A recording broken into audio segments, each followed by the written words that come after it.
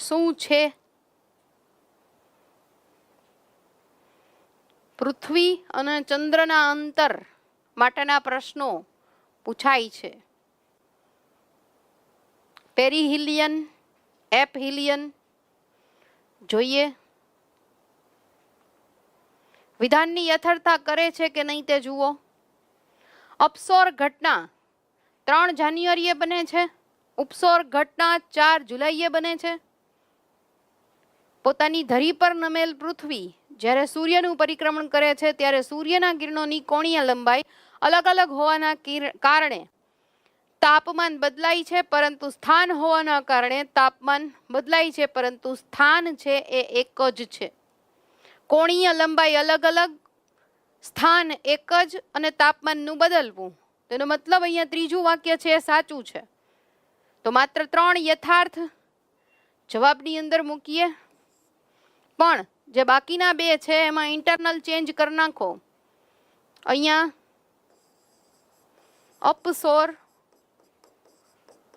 તો 4 જુલાઈ અને ઉપસોર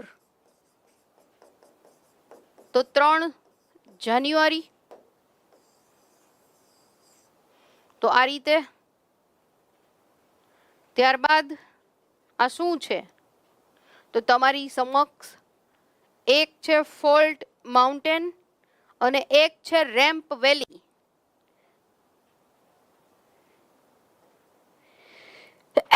sorry, ramp વેલી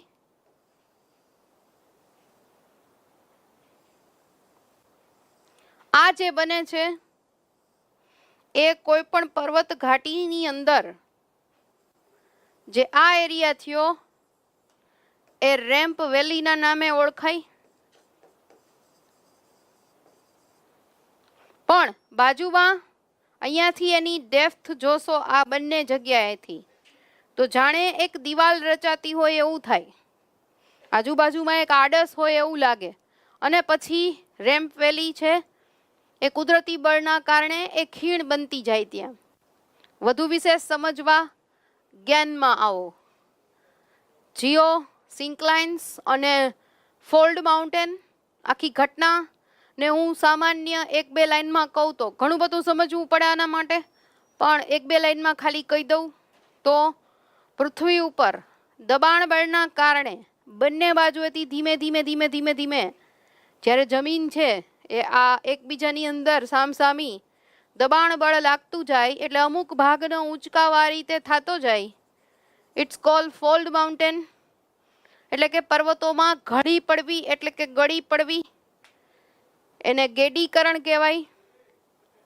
વધુ સમજવા જ્ઞાન એકેડમીના ક્લાસરૂમ પ્રોગ્રામમાં આવો. અસત્ય વિધાન શોધો. સૌથી પહેલી વ્યાખ્યા તમે જોઈ શકો છો, એટલે કે ગેડીકરણ ફોલ્ડિંગની વાત છે.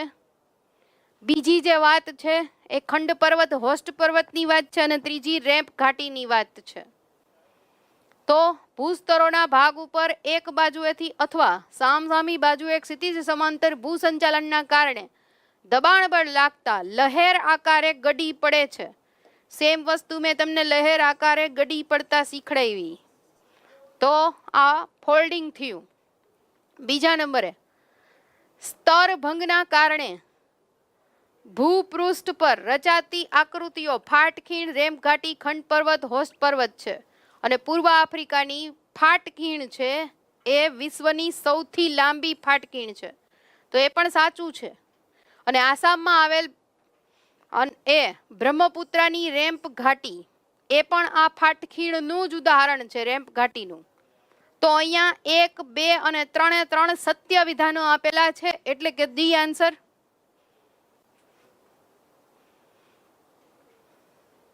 કઈ જોડી સાચી નથી? એકદમ ફેક્ચ્યુઅલ ડેટા ઉપર આધારિત. પૃથ્વીનો ધ્રુવીય વ્યાસ 12,714 કિલોમીટર, પૃથ્વીનો વિષુવવૃત્તીય વ્યાસ 12,756 કિલોમીટર. અનુક્રમે ઓક્સિજન અને સિલિકોન જો તો oxygen 47%, silicon 27%. Oxygen 47, silicon 27. Aluminium 8%, લોહ 5%. તો તો બસ બધી જ જોડી સાચી છે. તો એનો મતલબ 1 2 4 બધુંય સાચું જ છે. ચલો જઈએ આગળ. ફેક્ચ્યુઅલ ડેટા પરથી પછી આગળ જઈએ. પ્લેટિવ ઉચ્ચ પ્રદેશો ઉપર જઈએ. ઉચ્ચ પ્રદેશોના મુખ્યત્વે પ્રકાર ગણો એટલે 4 થાય. 4 પ્રકાર. 4 પ્રકારની અંદર આ તમે જુઓ કે અહીંયા આ પર્વત અને આ પર્વત એના વચ્ચે એક ઉચ્ચ પ્રદેશનું નિર્માણ, તો એ આંતર પર્વત. પછી પર્વત પ્રાંતિ કોને કહેવાય? પર્વતની અંદર પર્વત બને છે. કિનારા એ કોઈનો ઉંચકાવ થયો છે, કિનારાનો ઉચ્ચ પ્રદેશ બને છે. કે પછી પર્વત આગળ કોઈ ઢોળાવ છે અને પર્વત બને છે, એટલે કે ઊંચું પ્રદેશનું નિર્માણ થાય છે. તો આ સમજવા પણ જ્ઞાન લાઈવ પાસે આવવું તો પડશે ને. ત્યાં સુધી રાખીએ પણ ક્વેશ્ચનનો જવાબ. આંતરિક પરિબળ દ્વારા નિર્મિત ઉચ્ચ પ્રદેશો વિશે અયોગ્ય વિધાન બતાવો. તિબ્બત ઉચ્ચ પ્રદેશ આંતર પર્વતીય ઉચ્ચ પ્રદેશ છે. હા, 5000 મીટરનો આ એકદમ ટિપિકલ ઉદાહરણ છે. એક્સેપ્શનલ કેસીસ જે કહેવાય એ તિબ્બત છે, ઉચ્ચ પ્રદેશ દેખાય 5000 નો છે છતાંય. માળવા શિલોંગ પર્વત પ્રાંતીય ઉચ્ચ પ્રદેશ છે. કૈમૂર રાંચી કર્ણાટક દક્ષિણ ભારત કિનારાના ઉચ્ચ પ્રદેશ છે. ભારતમાં કોરોમાંડલ તટખંડીય ઉચ્ચ પ્રદેશ છે. હવે ધ્યાન અહીંયા એના પ્રકાર ઉપર જ જવા જોઈએ. સીધા પ્રકાર ઉપર જ નજર હોવી જોઈએ. તો અહીંયા જોશો તો ઇન્ટરનલ ચેન્જ કરી દો એટલે પહેલું અને બીજું શું થઈ ગયું? યોગ્ય. પણ 3 4 તમારા માટે શું થઈ જાય છે? અયોગ્ય. તો 3 4 અયોગ્યની અંદર જોઈએ તો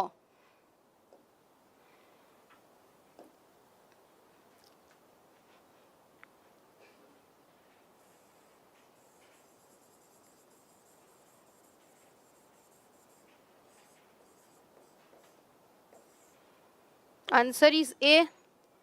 1 2 યોગ્ય, 3 4 અયોગ્ય.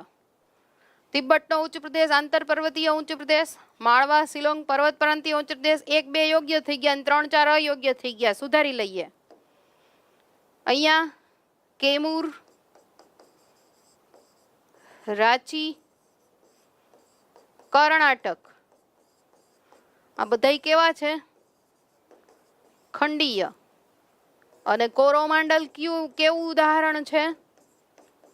કોરોમંડલ તટ છે એ કિનારાનું.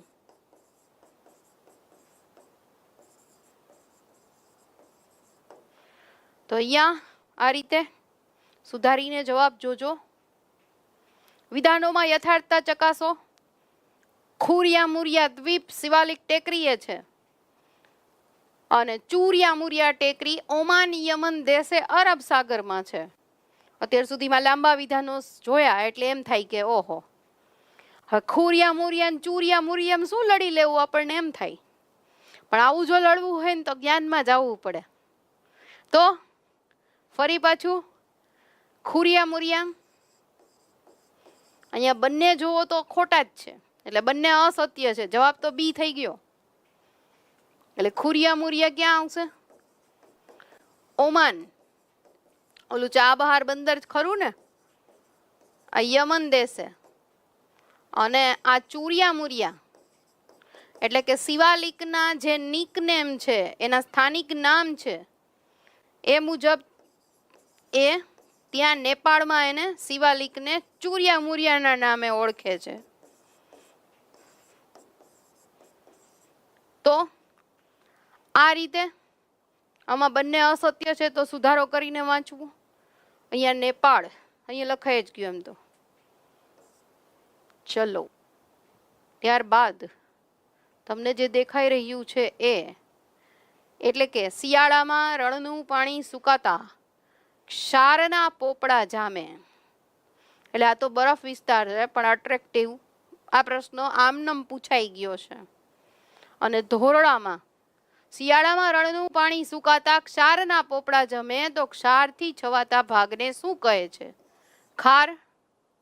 જો આમાં કાળો કળણ ક્ષાર છે એ ઉમેરાય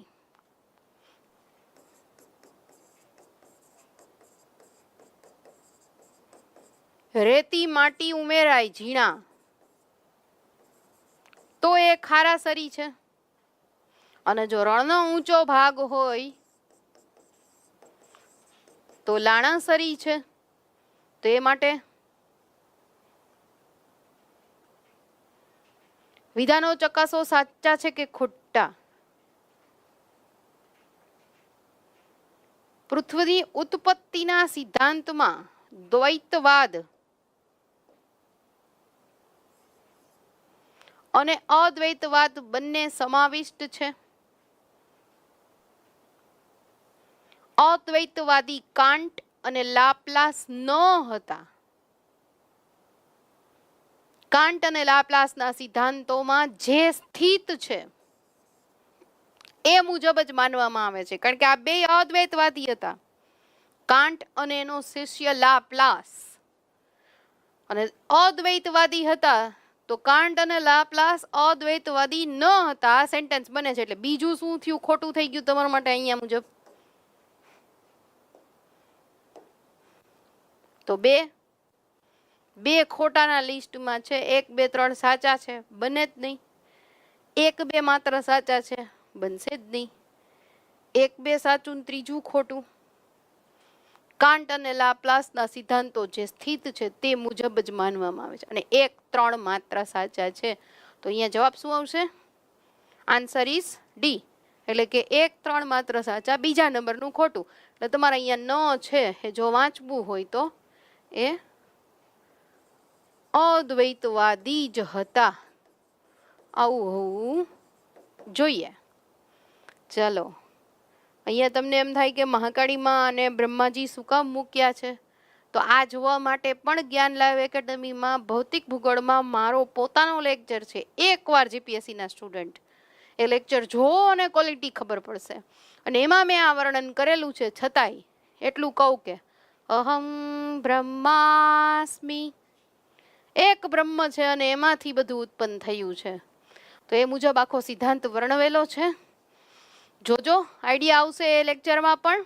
અને આવા બીજા લેક્ચરો તો તમારે ડ્રીમ વિથ જીપીએસસી જ્ઞાન લાઈવમાં તો જોવાના જ છે. ચાલો, પછીનો ક્વેશ્ચન કોણ છે? આ હેરોલ્ડ જેફરીઝ અને સર જેમ્સ જીન્સ. ઈસવીસન 1919માં સૌ પ્રથમ જેમ્સ જીન્સ દ્વારા સંકલ્પનાઓ આપી, અને એ અંગ્રેજ વિદ્વાન હતા. સાચું છે ભાઈ. ભૂભૌતિક શાસ્ત્રી હેરોલ્ડ જેફરી ઈસવીસન 1928માં સુધારા કર્યા, કારણ કે એકે સિદ્ધાંત આપ્યો ને બીજાએ એમ કીધું. કારણ કે આપણે જ્યારે દ્વૈતવાદની વાત કરશું, જ્યારે ધુલીય, દ્વિતારક, ગ્રહાણુ એ બધું જ આવશે. અને એમાંથી પછી આ વ્યક્તિ છે એ સુધારો, આનામાં સુધારો આ, સોરી આનામાં સુધારો આ, આનામાં સુધારો આ. તો કોણ? એના માટે જ્ઞાનમાં આવવું પડશે. તો બંને વિદ્વાનોના નામ એકબીજા સાથે જોડાઈને જ ભરતીનો સિદ્ધાંત છે એના વિશેની વાત કરવામાં આવે છે. તો અહીંયા સાલવારી ચેક કરવાની, અહીંયા પણ સાલવારી, અહીંયા નામ. તો સાલવારી મુજબ જાઓ તો બીજા નંબરનું ખોટું થાય. એટલે માત્ર 2 યોગ્ય છે. અહીંયા 1926 આવે સાચું. બરાબર. ચાલો, વિશ્લેષણકર્તાઓ મુજબ એવરેસ્ટ ઓફ સાઉથ ઇન્ડિયા. જુઓ આનો આકાર, જુઓ લેક્ચરની શરૂઆતમાં મેં તમને કીધું હતું કે આ પ્રાયદ્વીપીય ભારતનું શિખરનો આકાર આપણે એક સ્ટેટમેન્ટમાં આ જ લેક્ચરમાં જોયું. હાથીના મસ્તિષ્ક જેવું છે. તો કઈ પહાડીને કહે છે? તો જવાબ એમાં રહેશે, શું આવશે? અન્નાઈમુડી. પ્રાયદ્વીપીય ભારતનું સૌથી ઊંચું શિખર Everest of south India. Classroom પ્રોગ્રામની વાત જે લેક્ચરની શરૂઆતમાં કરી એ જ છે. એ જ ક્લાસરૂમ પ્રોગ્રામ કે જેમાં તમારે જોડાવવાનું છે. કારણ કે હવે જ્યારે લેક્ચર શરૂ થયો ત્યારે મેં તમને કીધું હતું, પણ હવે લેક્ચરની ક્વોલિટી જોયા પછી મન તો થઈ જ ગયું હોય. અને મન હોય ને તો જ માળવે જવાય હો. અને આ મન ઉપરનું જે માળવું છે ને એ જ જ્ઞાનનું સરનામું છે. તો આવો અને જ્ઞાન એકેડમીના ક્લાસરૂમ પ્લેટફોર્મમાં કાં તો ઓનલાઈન જોડાઓ ને કાં તો ઓફલાઈન જોડાઓ. કારણ કે અમારા વગર તો જીપીએસસી અને ડીવાયએસઓ કેવી રીતે ક્રેક કરશો? ચાલો, આંદામાન નિકોબારનો કયો દ્વીપ છે જે પ્રાચીન આદિવાસીઓ માટે પ્રખ્યાત છે?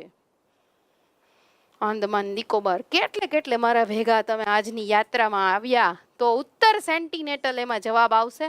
ફેક્ચ્યુઅલ ડેટા ઉપરના જ ક્વેશ્ચન છે, કોઈ સમજની જરૂર નથી. જ્યાં સમજ છે ત્યાં આપી છે મેક્સિમમ. તો આ પ્રજાતિ ઉત્તર સેન્ટિનેન્ટલ પ્રાચીન આદિવાસીઓ માટે જ છે, સ્પેશિયલી આંદામાન નિકોબારમાં. અને તમને એ પણ કહેવાનું કે આ પ્રશ્નો ક્યાંય પણ બુકો જોજો હો, ક્યાંયથી ઉઠાવેલા પ્રશ્ન નથી. આ જ્ઞાનના મારા મસ્તિષ્કમાંથી ઉદ્ભવેલી વાત છે. પોન્નૈયર અને પલાર નદી કયા ઉચ્ચ પ્રદેશ પરથી વહી પૂર્વ બાજુએથી આવ્યા પછી એક અંતરાલમાંથી બંગાળની ખાડીમાં જાય છે? તો એમાં વાયદીસ કોલાવેરી ડી એટલે કે કોલાર ઉચ્ચ પ્રદેશ. આવું જ સમજવા માટે થઈ જે યુપીએસસી આસ્પિરન્ટ છે એના માટે તો એ કહું કે એવર એક્ઝામ કરીને પણ એક અમારી ચેનલ છે, તો એમાં પણ તમને આ જોવા મળશે. વાવ, વોટ ઇઝ ધીસ? યાની કે બન્નેરઘટ્ટા અભયારણ્ય એક કોરિડોર કે જે હાથીના ગલિયારા માટે કોરિડોર માટે માનવામાં આવે છે, અને એ બને છે ક્યાં? વન્યજીવ કોરિડોરનો ભાગ જે બન્નેરઘટ્ટા અભયારણ્યમાં આવેલ છે એ કયા ક્ષેત્રોને જોડે છે? કારણ કે અહીંયા બે સેન્ચુરી, બે ક્ષેત્ર અને આ હાથીનો ગલિયારો અને ન્યૂઝમાં હોવું એ તો જુદું પાછું. તો અહીંયા છે બિયાર હિલ્સ અને સત્યમંગલમ. ચેલેન્જ સાથે કહું છું કે જ્ઞાન ઉપરથી આ પ્રશ્નો મુકાયેલા છે ને, એ ક્યાંય કોઈ બુકમાં નહીં જોવા મળે. બસ એનું રિપીટેશન ક્યાંક ને ક્યાંક મગજમાં રાખજો કે આ પ્રશ્નો જે છે એની ક્વોલિટીને સમજજો. એ શબ્દ મારા રિપીટ અથડાવવા જોઈએ. એટલે પાસ થવા માટે જ્ઞાનનું આ પેકેજ તો જરૂરી છે ને છે જ. Answer is A B both. Sathyamangalam, Biyar hills, Bannerghatta અભયારણ્ય જોડનાર બે ક્ષેત્ર. અને હવે GL40 કોડ યુઝ કરી અને આ બધી જ કન્સેશન પ્રાઇસ જ્ઞાન લાઈવની અંદર જોડાતી બધા જ પ્રકારની એક્ઝામ માટે જુદા પેકેજીસ તમારા સામે સ્ક્રીન સામે છે.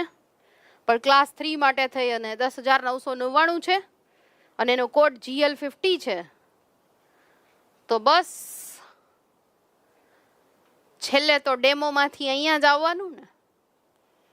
તો આ વખતના કટ ઓફ સુધી પહોંચવા માટે જ્ઞાન લાઈવ એકેડેમીનો ક્લાસરૂમ પ્રોગ્રામ, જ્ઞાન લાઈવ એકેડેમીની ઓફલાઈન બેચ, ઓનલાઈન બેચ, જ્યાં જેવી રીતે છો એ સ્થિતિમાં સુધાર કરવા માટે પધારો, ક્લિક કરો નંબર. કારણ કે આનાથી તો વધુ ઉત્કૃષ્ટતા શું હોઈ શકે? આવા જ બધા જીપીએસસીના લેક્ચર્સ મારી સાથે નિહાળવા માટે ડ્રીમ જીપીએસસી વિથ જ્ઞાન લાઈવ ચેનલને સબસ્ક્રાઇબ કરો, શેર કરો, લાઈક કરો. 1 ઓગસ્ટથી બધા જ જોડાઈ જાઓ. બસ ત્યાં સુધી હેવ એ નાઇસ ડે. જય હિન્દ, જય ભારત, જય ગરવી Gujarat. Thank you very much.